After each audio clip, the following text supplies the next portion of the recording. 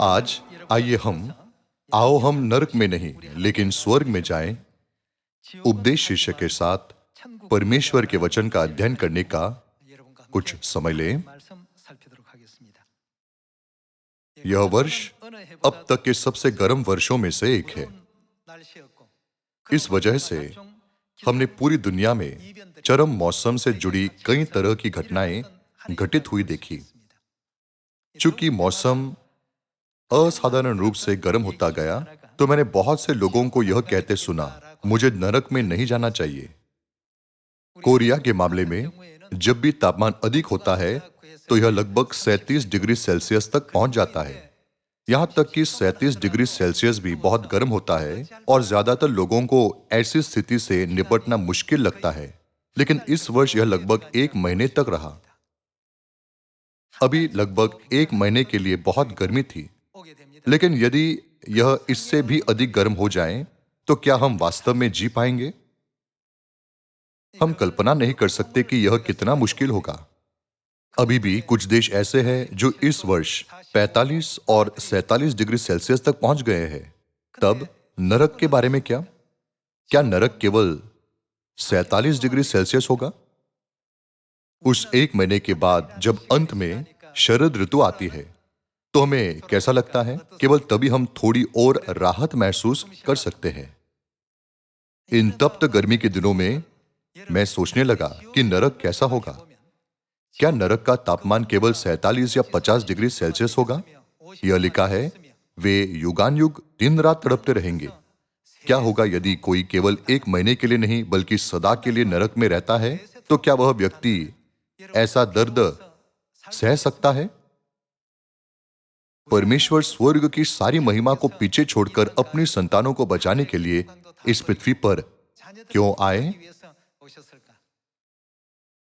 विशेष रूप से इस वर्ष मैं इसके बारे में अधिक से अधिक सोचता हूं। इस वर्ष यह कहना अतिशयोक्ति नहीं होगी कि इटली, तुर्की और ग्रीस सहित लगभग पूरा यूरोप प्रचंड मौसम के कारण भीषण आग से लुप्त हो गया है। कैलिफोर्निया में ये स्थितियां हर साल ऐसी होती है जैसे कि वे एक वार्षिक घटना हो। इसके अतिरिक्त 150 वर्षों में पहली बार रूस ने इस वर्ष इतने उच्च तापमान का अनुभव किया है। यदि 100 से अधिक वर्ष पहले कुछ हुआ था, तो आप समझ सकते हैं कि ऐसा पहले कभी नहीं हुआ था। रूस के साइबेरिया में शंकुधारी पेड़ भीषण गर्मी बर्दाश्त नहीं कर सके और बहुत शुष्क हो गए, जिससे एक के बाद एक आग लग गई। नासा द्वारा एक उपग्रह के माध्यम से ली गई एक तस्वीर को देखते हुए हम जान सकते हैं कि पूरा साइबेरिया अब धुएं से भर गया है। इसके अलावा यूनान जैसी जगहों पर लगभग पूरे द्वीप में आग लगी हुई है। इसलिए जब लोग भागते हैं तो वे यह कहते हुए चिल्लाते हैं, यह नरक देखने जैसा है। स्थानीय लोग भागते हुए यह कह रहे हैं, जब वे इन घटनाओं को देखते हैं तो ऐसा लगता है जैसे वे कयामत का दिन देख रहे हो। क्यों पिता परमेश्वर और माता परमेश्वर इस पृथ्वी पर आए और अपनी संतानों को बचाने के लिए निरंतर प्रयास किए? अब भी जबकि तापमान केवल 37 डिग्री सेल्सियस है तो हम सो नहीं सकते। शाम के समय भले ही तापमान थोड़ा कम हो जाता है, फिर भी हम गर्मी को सहन नहीं कर सकते। हम पंखा और एयर कंडीशनर चालू करते हैं, लेकिन जब एयर कंडीशनर का कंडेंसर पूरे दिन चलता है तो यह ज्यादा गर्म हो सकता है और आग लग सकती है। चूंकि मैं देखता हूं कि ये स्थितियां अधिक बार हो रही है, तो यह सवाल नरक में तापमान कैसा होगा अचानक मेरे मन को पार कर जाता है। वह कितना दर्दनाक होगा। सियोन की संतानों को कभी भी ऐसा काम नहीं करना चाहिए जो उन्हें नरक की ओर ले जाए। उन्हें उस तरह से व्यवहार नहीं करना चाहिए जो उन्हें नरक में ले जाए, और गलत मानसिकता नहीं रखनी चाहिए जिससे वे नरक में जा सके। हमें स्वयं से पूछना चाहिए, हम स्वर्ग के राज की ओर इस सुसमाचार के मार्ग पर बलपूर्वक कैसे दौड़ सकते हैं, जिस पर पिता और माता ने हमारा मार्गदर्शन किया है और जिसे उन्होंने हमारे लिए खोला है। क्या हमें अपने मन में इस विचार के साथ अपना शेष जीवन नहीं जीना चाहिए? हमारे सियोन परिवार के सदस्य यह कहते हुए पिता और माता को बहुत धन्यवाद दे रहे हैं, मुझे नरक में न जाने देने के लिए आपका बहुत बहुत धन्यवाद। भाई और बहनों, इस पृथ्वी पर जीवन कितना भी कठिन और कष्टदायक क्यों न हो, क्या इसकी तुलना कभी नरक से की जा सकती है? यह सोचकर आइए हम हमेशा खुश रहें। चाहे हमारे वर्तमान जीवन और वर्तमान परिस्थितियां कितनी ही कठिनाइयों और मुश्किलों से क्यों न भरी हो, हमें कभी भी स्वर्ग की आशा को नहीं खोना चाहिए। हमें यह कहते हुए अनंत स्वर्ग पर अधिक ध्यान केंद्रित करना चाहिए। एक ऐसा जीवन जीने के बजाय जो केवल क्षणिक है और फिर गायब हो जाता है, हमें उस शानदार स्वर्ग में प्रवेश करना चाहिए जो हमारे लिए विशाल ब्रह्मांड में तैयार किया जा रहा है। इस तरह के विश्वास के साथ हमें लगन से और जोश के साथ दौड़ में दौड़ना चाहिए।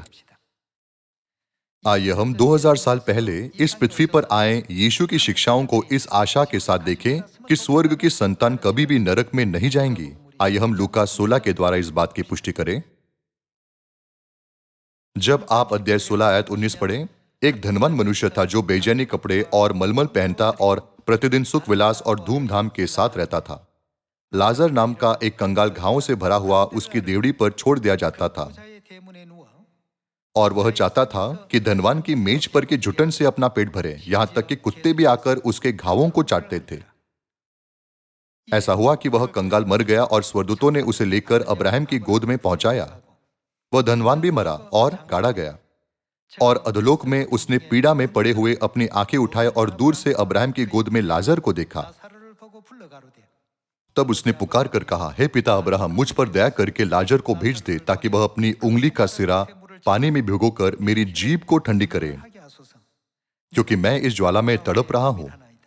मैं तड़प रहा हूं, इन शब्दों का अर्थ है मैं पीड़ा में हूं। आयत 25।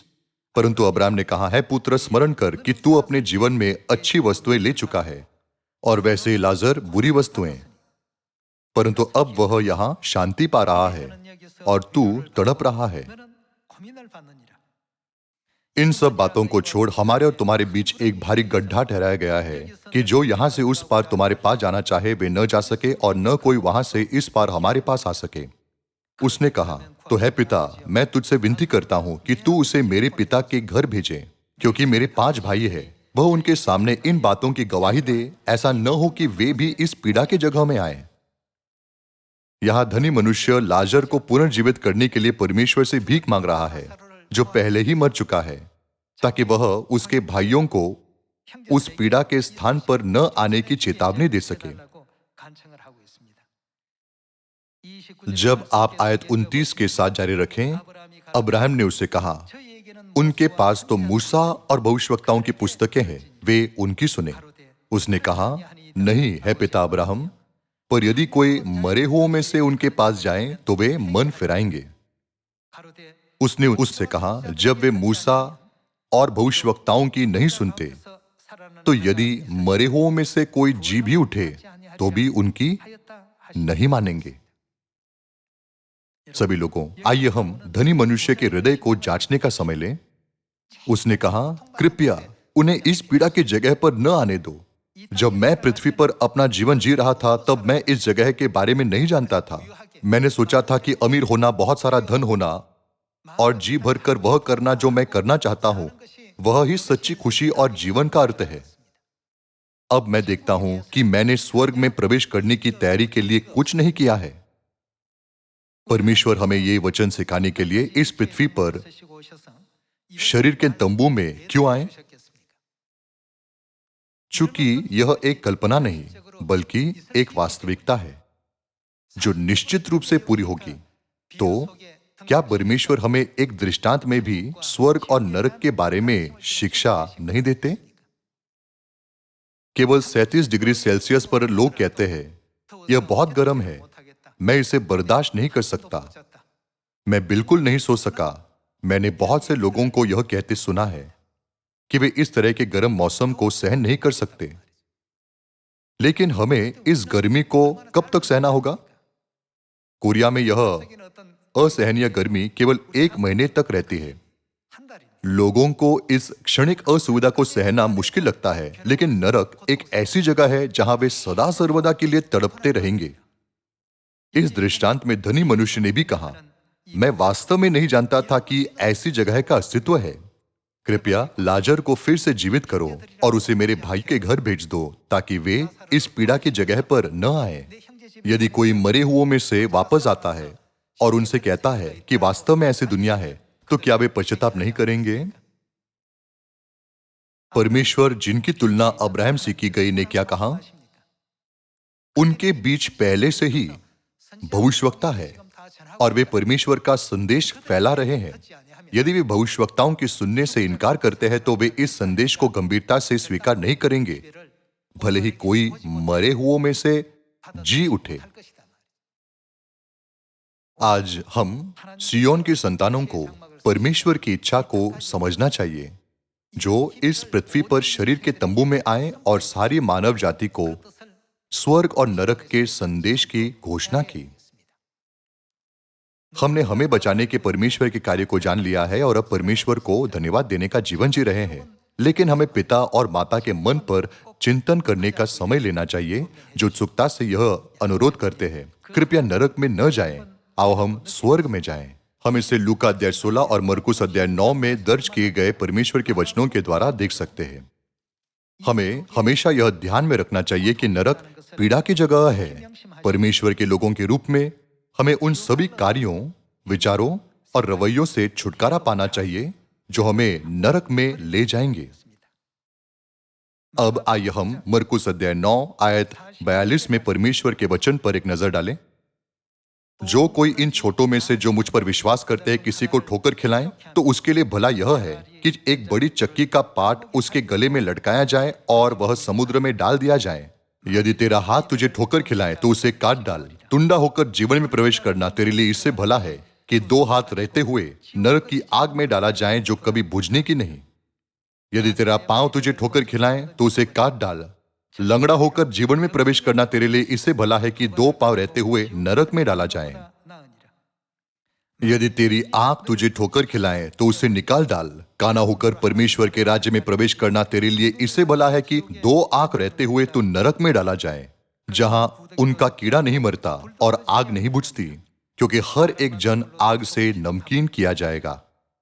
यहाँ क्या आपको लगता है कि यीशु अपने चेलों को उनके हाथ और पैर काट देना सिखा रहे हैं? इसके बजाय उन्होंने हमें यह समझने दिया कि चूंकि नरक इतनी दर्दनाक जगह है, इसलिए हमें ऐसी किसी भी चीज को काट देना चाहिए जो हमें नरक में ले जाएगी। दूसरे शब्दों में, ऐसी कोई भी चीज न करो जो आपको नरक में ले जाएगी। सभी लोगों, आप और मैं कितने धन्य हैं। ऐसे बहुत से लोग होंगे जो न्याय के दिन यह दावा करते हुए परमेश्वर को हे प्रभु पुकारेंगे कि उन्होंने भविष्यवाणी की है, दुष्ट आत्माओं को निकाला और चिन्ह, चमत्कार और आश्चर्य कर्म किए हैं। लेकिन यीशु उन्हें सख्त जवाब देंगे, मैंने तुम्हें कभी नहीं जाना। उन्होंने सोचा कि यदि वे ऐसा करें तो वे स्वर्ग जा सकेंगे, लेकिन मसीह स्वयं इस पृथ्वी पर आए और हमें स्वर्ग का मार्ग सिखाया। उन्होंने हमें सबत और फसह दिखाते हुए एक एक करके नई वाचा के सत्य का मार्ग खोला। क्या होता यदि पिता और माता ने हमें नई वाचा के सत्य अर्थात सियोन के सत्य का एहसास नहीं दिलाया होता? क्या होता यदि वे हमारा नेतृत्व सियोन के नगर में नहीं करते, जहां परमेश्वर के पर्व मनाए जाते हैं? हमें स्वर्ग के राज्य में प्रवेश करने की गारंटी कैसे दी जा सकती है? जब भी हम ऐसे अनुग्रह के बारे में सोचते हैं तो हमें यह कहते हुए परमेश्वर को धन्यवाद देना चाहिए, मुझे स्वर्ग जाने देने के लिए धन्यवाद। बेशक हमारे पूरे जीवन में व्यतीत मुश्किलें, नौकरी से संबंधित विभिन्न समस्याएं और विभिन्न कठिनाइयां होंगी, फिर भी हमें हमेशा परमेश्वर को धन्यवाद देना चाहिए। क्या हमें ऐसा आभारी और धन्यवादी जीवन नहीं जीना चाहिए? क्या हम सभी को पृथ्वी पर केवल यह शारीरिक जीवन जीने के लिए स्वर्ग से निकाल दिया गया था? स्वर्ग में पाप करने के बाद अब हम पश्चाताप का जीवन जी रहे हैं। इसी तरह हमें अपना दैनिक जीवन बिताना चाहिए। बाइबल में परमेश्वर धनी मनुष्य और लाजर के दृष्टांत और मरकुस 9 के वचनों के द्वारा तुम्हें नरक में नहीं जाना चाहिए, तुम्हें स्वर्ग जाना चाहिए शब्दों पर जोर देना जारी रखते हैं। आइए हम प्रकाशित वाक्य अध्याय 19 पर जाएं। अध्याय 19 आयत 19। फिर मैंने उस पशु और पृथ्वी के राजाओं और उनकी सेनाओं को उस घोड़े के सवार और उसकी सेना से लड़ने के लिए इकट्ठे देखा। वह पशु और उसके साथ वह झूठा भविष्यवक्ता पकड़ा गया, जिसने उसके सामने ऐसे चिन्ह दिखाए थे जिनके द्वारा उसने उनको भरमाया, जिन पर उस पशु की छाप थी और जो उसकी मूर्ति की पूजा करते थे। ये दोनों जीते जी कहां डाले गए? उस आग की झील में जो गंधक से जलती है डाले गए। शेष लोग उस घोड़े के सवार की तलवार से जो उसके मुंह से निकलती थी मार डाले गए और सब पक्षी उनके मांस से तृप्त हो गए। यह कहा गया है, ये दोनों जीते जी उस आग की झील में जो गंधक से जलती है डाले गए। बाइबल में इस आग की झील को नरक या आग के कुंड के रूप में भी व्यक्त किया गया है। भाइयों और बहनों, यहाँ एक आग की झील आधुनिक समय में आग की भट्टी है। इस तरह धातुओं को पिघलाने के लिए भी एक धधकती भट्टी का उपयोग किया जाता है। लोग हर समय शिकायत करते हैं कि वे 37 डिग्री सेल्सियस में भी नहीं रह सकते क्योंकि यह बहुत गर्म है। यह मुझे सोचने पर मजबूर करता है, यदि एयर कंडीशनर का आविष्कार नहीं किया गया होता तो मानव जाति कैसे सहन कर पाती। ऐसा कहा जाता है कि एक धधकती भट्टी का तापमान लगभग 1200 डिग्री सेल्सियस होता है, लेकिन यदि हम भौतिक रूप से नरक के तापमान की गणना कर सके तो यह उससे कहीं अधिक गर्म है। इसलिए वह धनी मनुष्य जिसे नरक भेजा गया था ने कहा, मुझ पर दया करके लाजर को भेज दे ताकि वह अपनी उंगली का सिरा पानी में भिगोकर मेरी जीभ को ठंडी करे। उसकी यही इच्छा थी। सभी लोगों, आज जब आप घर वापस जाएं तो अपनी उंगली का सिरा पानी में भिगोकर 10 या 100 बार अपने मुंह के अंदर रखने की कोशिश करें। शुक्र है हमारे लिए अभी भी कई अवसर खुले हैं। एक बार नरक का न्याय गुजरने के बाद कोई पीछे मुड़ना नहीं होता। आइए हम अध्याय 20 में एक और आयत पढ़ें। अध्याय 20 आयत 10। उनका भरमाने वाला शैतान आग और गंधक की उस झील में, जिसमें वह पशु और झूठा भविष्यवक्ता भी होगा, डाल दिया जाएगा। और वे रात दिन कब तक? युगान युग पीड़ा में तड़पते रहेंगे। सचमुच नरक यातना और पीड़ा की जगह है। परमेश्वर हमें बचाने के लिए इस पृथ्वी पर आए हैं ताकि शैतान हमें ऐसी जगह पर न ले जा सके। बेशक आज भी हम बहुत अधिक दुखों और कठिनाइयों का सामना कर रहे हैं, लेकिन कल्पना कीजिए कि हमारे लिए इस अनुग्रहपूर्ण मार्ग को खोलने के लिए पिता और माता ने कितनी भक्ति और प्रयास किया होगा।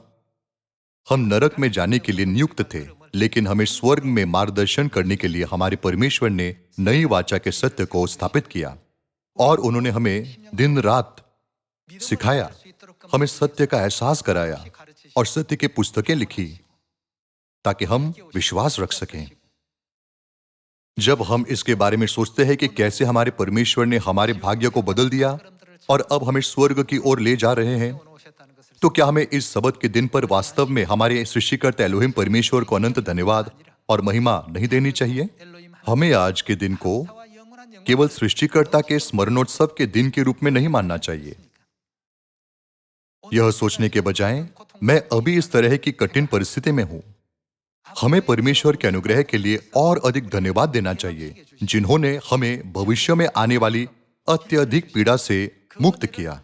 यदि हम ऐसा सोचते हैं तो हमारे जीवन की कठिनाइयां कभी दर्दनाक नहीं होगी। चाहे हमारी परिस्थितियां और स्थितियां कैसी भी हो, जब हम सोचते हैं कि हमारा भाग्य पहले क्या था, तो हम हमेशा खुशी और कृतज्ञता से भरे रह सकते हैं। जब हम परमेश्वर के इस अद्भुत अनुग्रह को भूल जाते हैं तो हमारे भीतर नाराजगी पैदा होती है। क्या हमें लोगों को सिर्फ एक ऐसा जीवन जीने देना चाहिए जो उन्हें नरक की ओर ले जाता है, जहां वे युगानुयुग पीड़ा में रहेंगे? क्या हमें ऐसा करना चाहिए? हमें उन्हें सिखाना चाहिए, उन्हें बचाना चाहिए और एक धर्मी जीवन जीने के लिए उनका मार्गदर्शन करना चाहिए। इस पृथ्वी पर रहते हुए हमें यही करना है। आइए हम अध्याय 21 में परमेश्वर के वचनों को देखें। परंतु डरपोकों और अविश्वासियों और घिनौनों और हत्यारों और व्यभिचारियों और टोन्हों और मूर्ति पूजकों और सब झूठों का भाग कहां मिलेगा? उस झील में मिलेगा जो आग और गंधक यानी नरक की आग से जलती रहती है। यह दूसरी मृत्यु है। हम दर्द और पीड़ा की ऐसी दुनिया से बचाए गए हैं। यद्यपि हम हर ग्रीष्म में उच्च तापमान का अनुभव करते हैं, लेकिन इस वर्ष विशेष रूप से दुनिया भर में बहुत सी जगहों पर बड़े पैमाने में आग लगी थी, जो ऐसे दिखी जैसे वे नरक की आग हो।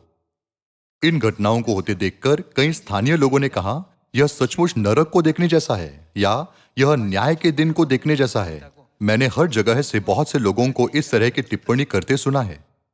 जब भी मैं लोगों को यह कहते हुए सुनता हूं, यह नरक की आग को देखने जैसा लगता है, तो यह मुझे सोचने पर मजबूर करता है कि हम कितने आभारी हैं कि हमने नई वाचा के सत्य के द्वारा स्वर्ग की प्रतिज्ञा प्राप्त की है और नरक में जाने से बचाए गए हैं।